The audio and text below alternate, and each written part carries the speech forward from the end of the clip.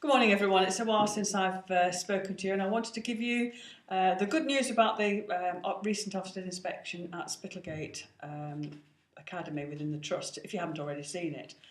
You'll know that May last year was a very upsetting time for the Trust when the primary setting went into special measures. There were serious weaknesses in terms of leadership, in terms of the quality of teaching and the experience that the youngsters were having. And this year, we've spent a great deal of time and energy to make sure that we address that very quickly. The last inspection, which took place 3 or 4 days inside the year, rated that the primary setting was good, was a good provision. And particularly important were some of the gradings that were made in the context of that. An Ofsted inspection grades in 4 areas: achievement of pupils, the quality of teaching, behaviour and safety of pupils, and the leadership and management. And those 4 grades are aggregated to give an overall grade. So the achievement of pupils was considered to be good, the quality of teaching was considered to be outstanding, the behaviour and safety of pupils was considered to be good, and the leadership and management was considered to be outstanding, which overall made that the overall grade was good. Now, to go from special measures to good in less than a year is fantastic, and it's testimony to the work that Zara and her team have put in.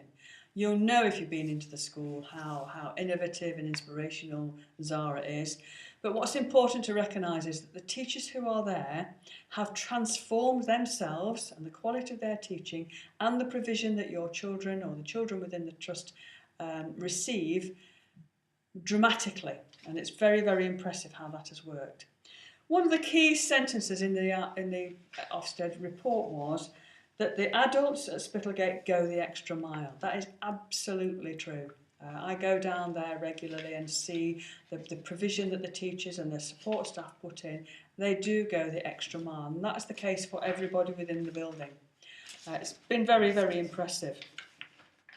The behaviour and safety of the pupils is good, and that's really interesting because some of the youngsters in the academy have difficulty in learning and also in understanding the way that they're expected to behave. But the work that goes on from the nursery upwards inculcates good work habits, and the children themselves respond accordingly. So the behaviour was good. Pupils respond to the Academy's high expectations and they behave well. Their behaviour in lessons and assemblies is consistently good and often exemplary. The parents, the staff and the pupils agree that behaviour is good, and that, I think, is a massive testimony to the work that you do as parents, that we do as staff within the Trust, to make sure that the children are able to learn and able to get the best out of the education provision that we put on in place. Leadership and management of the Academy is outstanding. Zara Harrington is the principal, but you will remember, I'm sure, that she was appointed as Director of Teaching and Learning, and it was only at the very, very beginning, once I'd seen the quality of her provision, that I asked her to take on the interim role in the first instance of principal. She's more than repaid our faith in her. She is an inspirational leader, and she has, working with the staff, created that transformation that you will see when you go in there. Massive amount of respect for her and what she and her team have done. It's important also to recognise that the Trust itself, the directors within the Trust, have put an enormous amount of energy and effort into making sure that they are able to support the expected rise in standards. Directors visit regularly, they challenge, they support, they make sure that the systems and structures are in place and that we are compliant in terms of the legal processes, the policies that we have to have in place.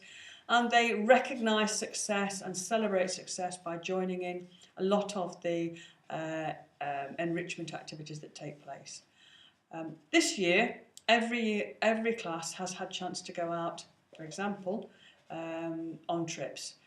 Trips just locally, just to the woods maybe, to various places within the local area. And that's been a regular experience, and that has allowed the youngsters and the staff to develop a very rich curriculum so that the youngsters experience things that maybe they wouldn't have a chance to experience otherwise. That is something that we will continue and we'll build on. as will the summer school, and of course you already know that the breakfast, the wraparound care, the breakfast and tea clubs that provide that support and learning opportunities from the very beginning of the day to the end.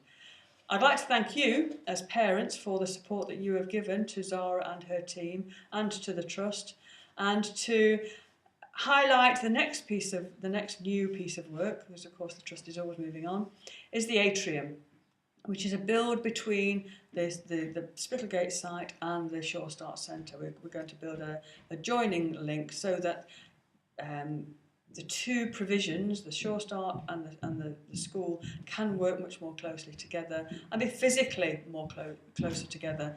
That work starts in the summer, and we expect it to be completed in January, ready for the opening of the new name of the school, because obviously we're looking at merging Erla, Dysart and Spittlegate together. The application for that has gone into the Minister, and we're expecting a response to that soon. And we will then look at redesigning the uniform, redesigning the signage to reflect the fact that it is one primary provision, just to rationalise what we're already doing.